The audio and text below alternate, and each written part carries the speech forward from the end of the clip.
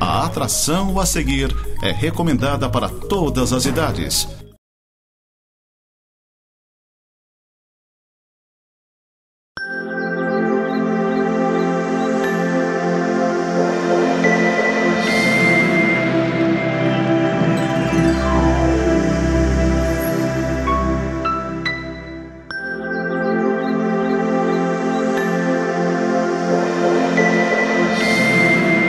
Olá, você está assistindo o programa Semeando para a Vida Eterna, um programa da Igreja Presbiteriana de Lages. A Igreja Presbiteriana de Lages fica ali na rua Fausto de Souza, no número 353, bem no centro de Lages, quase esquina com a rua Correia Pinto.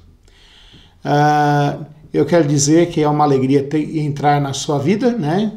Compartilhar um pouco da palavra de Deus, você que deixa a gente entrar pelo seu smartphone, pela sua TV, pelo seu tablet. Nós queremos dizer que é uma alegria estar com você aí e poder falar sobre Deus usando a sua palavra para fazer isso. Eu queria dar um tempinho agora para que você ouçam a palavra dos nossos patrocinadores. Clínica Médica e Odontológica Vida Nossa. Situada no centro de Lages, conta com a especialista em ultrassonografia, doutora Vanessa Gerber, nos atendimentos de ultrassom geral, músculo esquelético, obstétrico e Doppler. E também com atendimento odontológico com o Dr. Fernando Gerber, nos serviços de cirurgia, estética, prevenção, clínica geral e implantes. Clínica Vida Nossa, Rua Correia Pinto, número 638, Centro, em frente à Praça da Estátua do Correia Pinto. Esse ano a Igreja Presbiteriana de Lages, agora em março, completa 64 anos de organização. De trabalho aqui na cidade são mais de 100 anos, mas desde que a gente se organizou como uma igreja, são 64 anos. Nós estamos muito felizes, mesmo vivendo esse tempo de distanciamento social, mesmo não podendo nos reunir na igreja, né? Mesmo a gente não podendo, como povo de Deus, estarmos reunidos para a uma só voz buscarmos a Deus, é uma alegria celebrarmos o aniversário de organização da igreja nesse mês de março. E nós queremos convidar você a nos acompanhar aqui pela Nova Era TV, pelo nosso canal no Facebook e pelo nosso canal no Instagram também. Nós queremos convidar você para nos acompanhar e acompanhar os textos, as mensagens que ali são colocadas. Como você sabe, Santa Catarina está em distanciamento social profundo, né? Nos finais de semana nós estamos proibidos de nos reunir nos finais de semana, de cultuarmos a Deus juntos, mas Deus proveu para a gente, né? Prove para nós agora, nesse momento, usarmos os meios digitais para estarmos juntos, né? Então é uma alegria falarmos sobre a palavra de Deus, sobre quem é Deus. Vamos orar? Senhor nosso Deus e Pai, nós queremos te agradecer porque nesse momento podemos parar, refletir, pensarmos sobre quem Tu és, sobre como Tu nos vê, Pai Santo. Podemos pensar sobre quem nós somos, podemos pensar sobre a Tua misericórdia, a Tua graça e o Teu amor, tudo isso através da Tua palavra, Pai Santo. A Tua palavra que é a verdade, a Tua palavra que é alimento para a nossa alma, a Tua palavra que nos vivifica e nos santifica, Pai Santo. Pai, nós queremos Te implorar e Te suplicar que o Senhor nos abençoe agora nessa meditação. Queremos Te implorar desde já que o Senhor tenha misericórdia do nosso país, das pessoas que estão doentes, que o Senhor dê temor ao coração dos governantes, que eles governem para o bem do povo, Senhor Deus, e que eles entendam que o povo necessita ser cuidado, que o povo necessita de uma resposta, Pai Santo, e que o Senhor dê sabedoria aos médicos, aos cientistas, para proverem mais vacinas, mais remédios, mais tratamentos para essa época de Covid, Pai. Nós te agradecemos pelo aniversário da Tua igreja aqui em Lages e te suplicamos que o Senhor abençoe e o Senhor aguarde, Pai. Nós oramos isso em nome de Jesus Cristo. Amém. Interessantemente, sempre há momentos da história e da nossa vida em que há divisões profundas. Há divisões tão profundas que praticamente nós entramos em guerras, né? Depois da Segunda Guerra Mundial, que terminou em 1945, o mundo foi dividido em dois. Foi a época da chamada Guerra Fria. Foi dividida entre o bloco socialista e o bloco capitalista. O bloco socialista, às vezes chamados de comunistas também, comandado pela União das Repúblicas Socialistas Soviéticas, e o bloco capitalista, comandado pelos Estados Unidos. Um marco dessa divisão do mundo em dois polos, né, era a cidade de Berlim, na Alemanha, onde que ela era dividida por um muro. Do lado oriental, era comandado pela Alemanha Oriental e pela União das Repúblicas Socialistas Soviéticas, e do lado ocidental era a República Democrática da Alemanha, governada pela livre capitalista e que seguia os Estados Unidos como o grande líder desse bloco.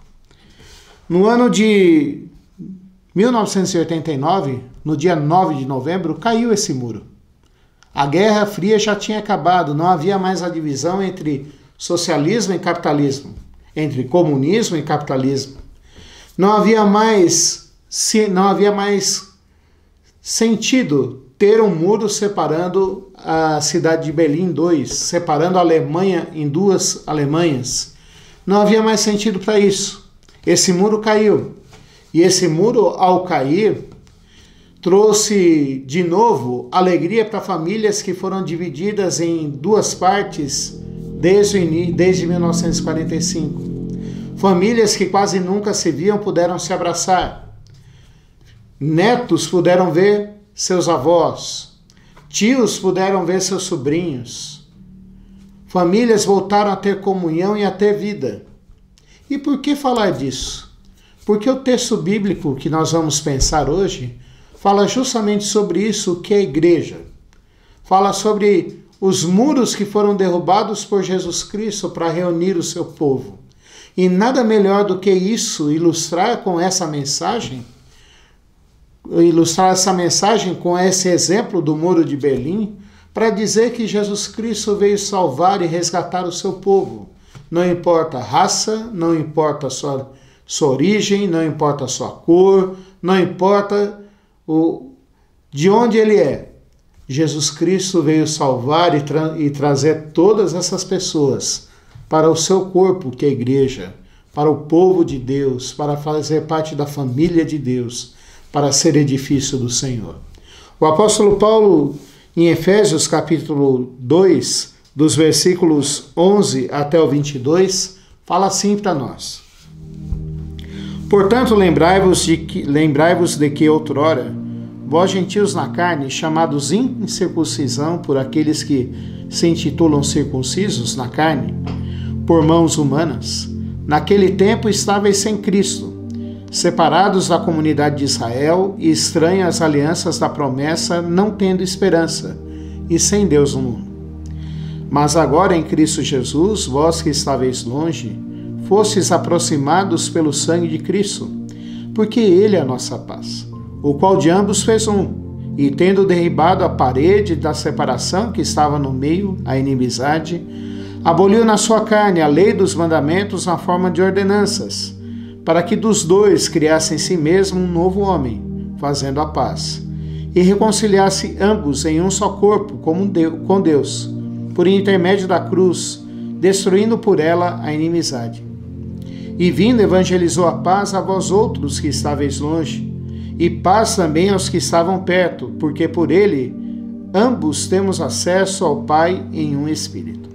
Assim já não sois estrangeiros e peregrinos, mas concidadãos dos santos, e sois da família de Deus, edificados sobre o fundamento dos apóstolos e profetas, sendo ele mesmo, Cristo Jesus, a pedra angular, no qual todo edifício bem ajustado cresce para santuário dedicado ao Senhor, no qual também vós juntamente estáis sendo edificados para a habitação de Deus no Espírito.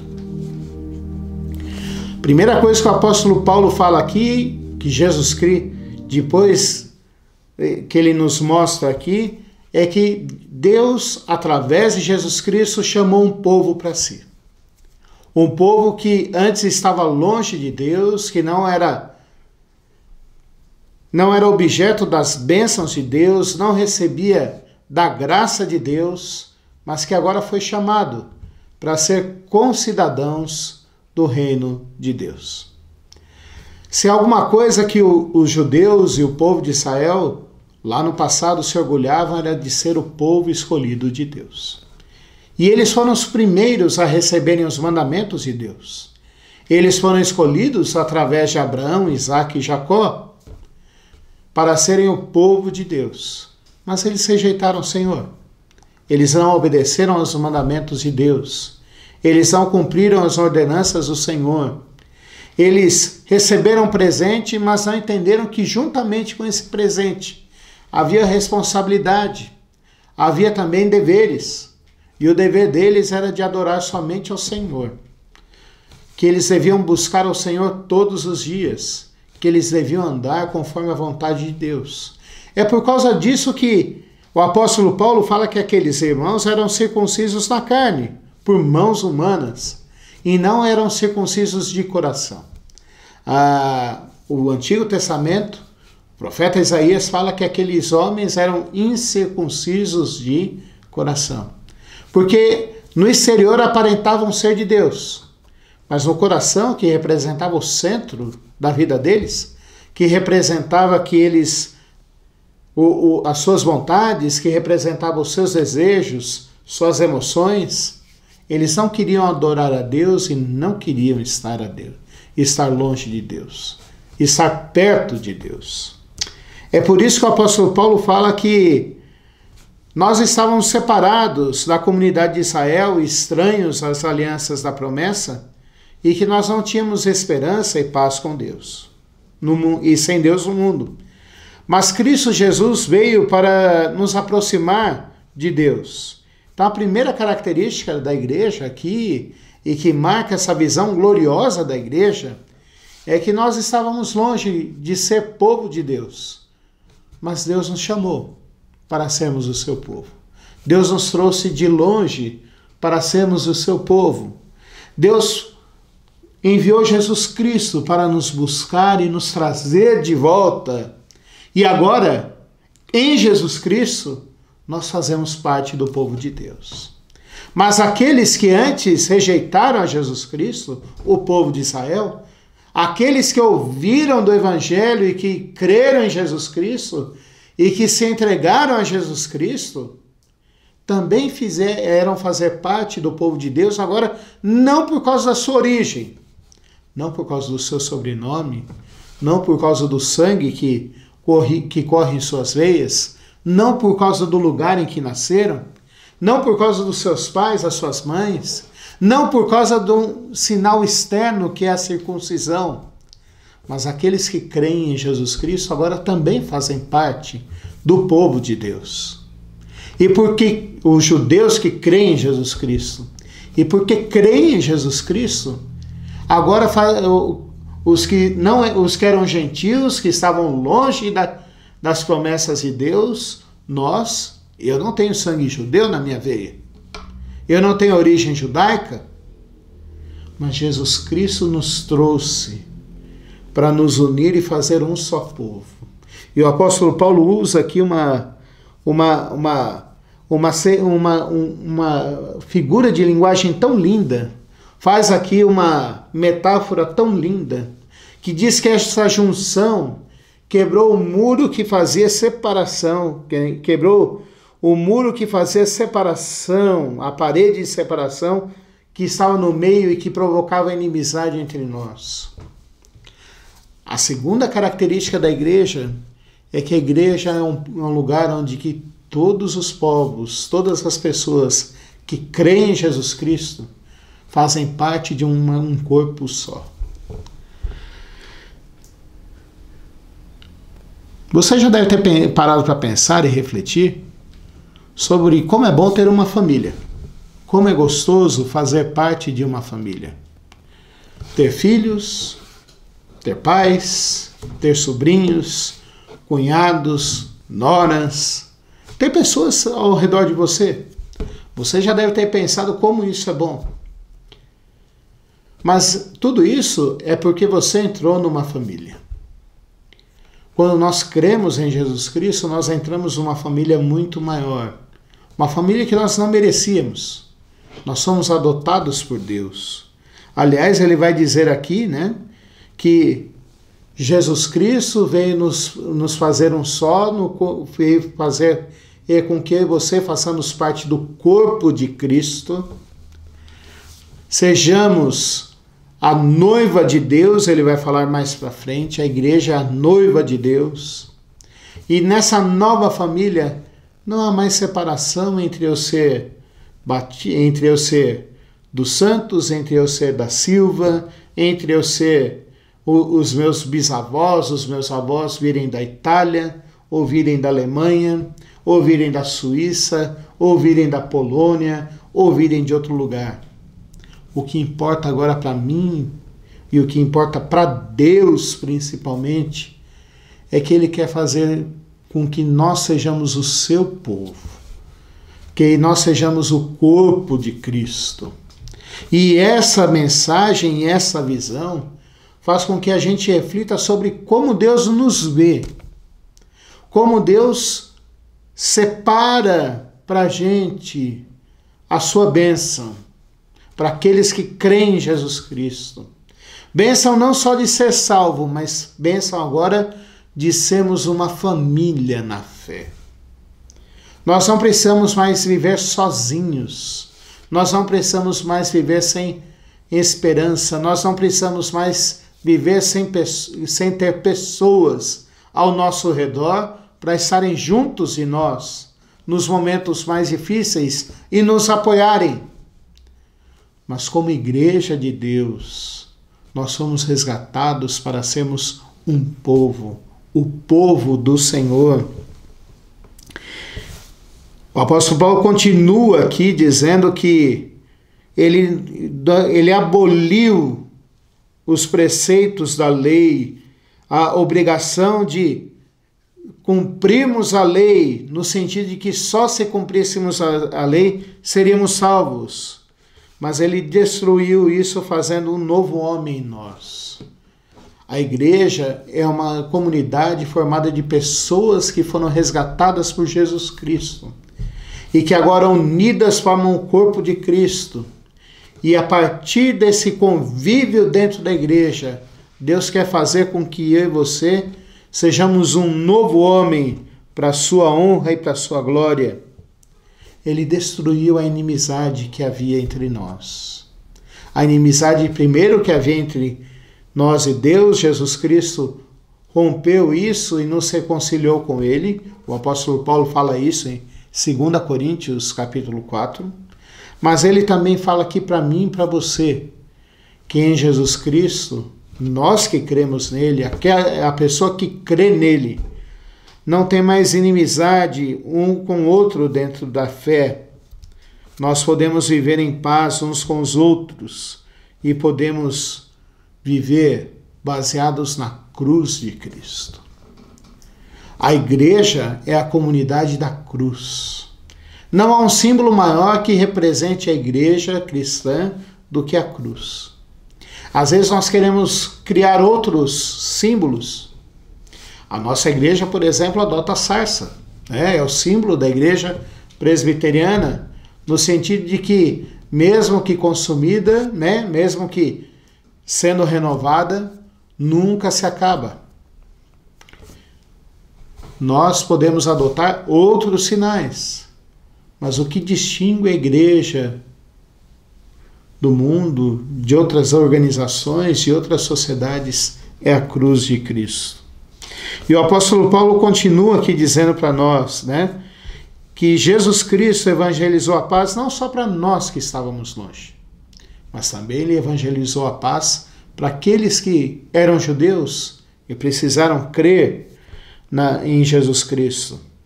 Porque agora ambos, todos nós, temos acesso a Deus.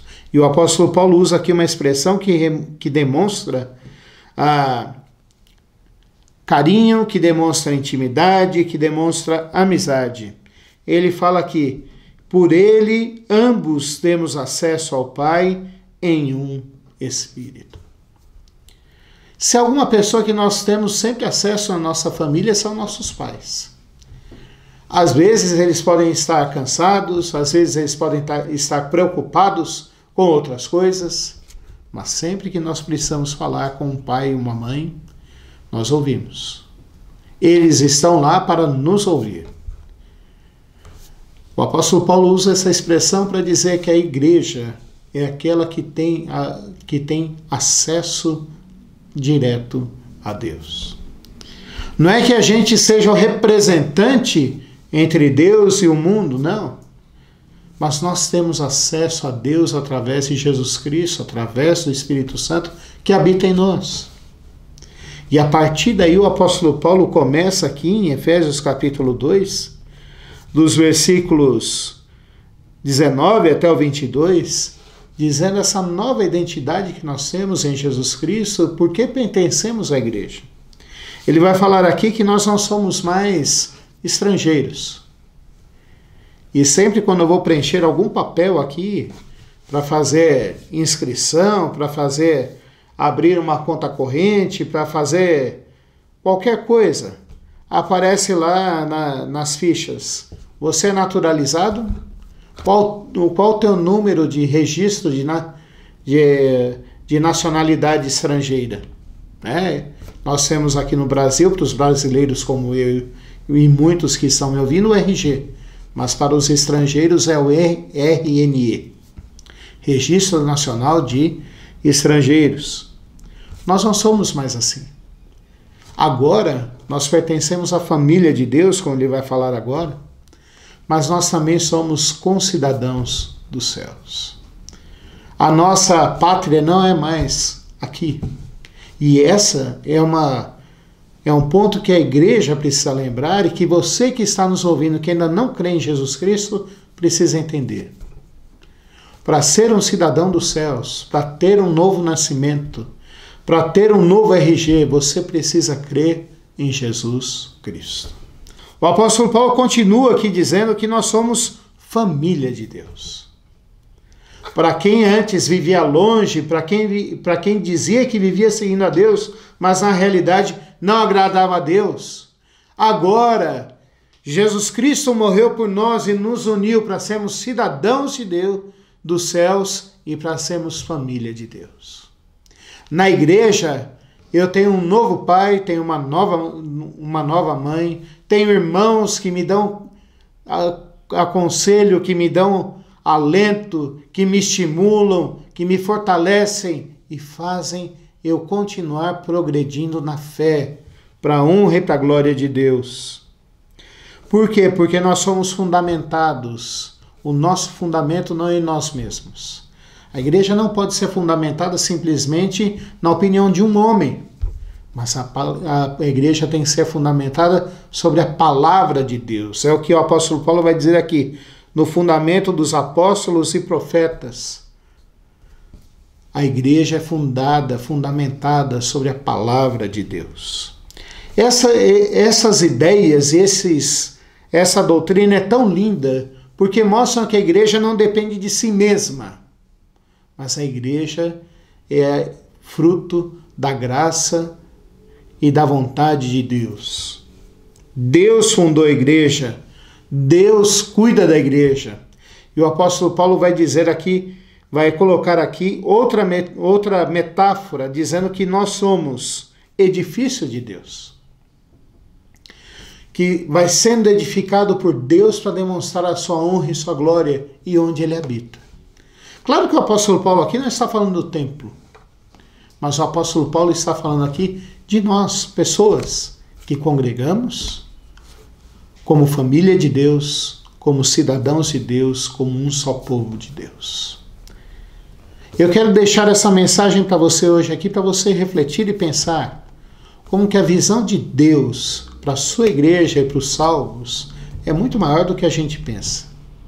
Não é simplesmente uma instituição humana, não é simplesmente um capricho, não é simplesmente uma vontade nossa, mas a igreja é bênção de Deus, é vontade de Deus.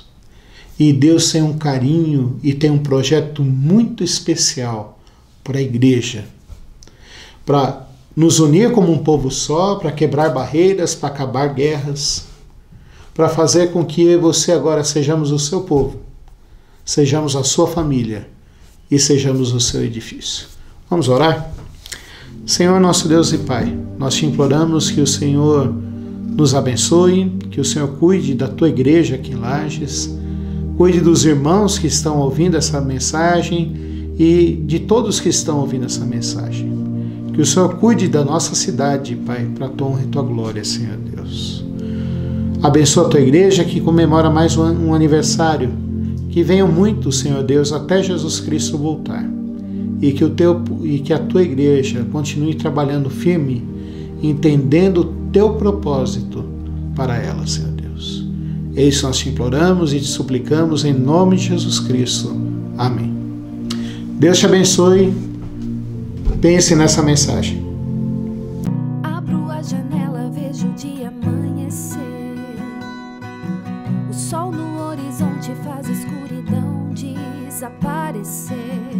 Mais um dia vai começar.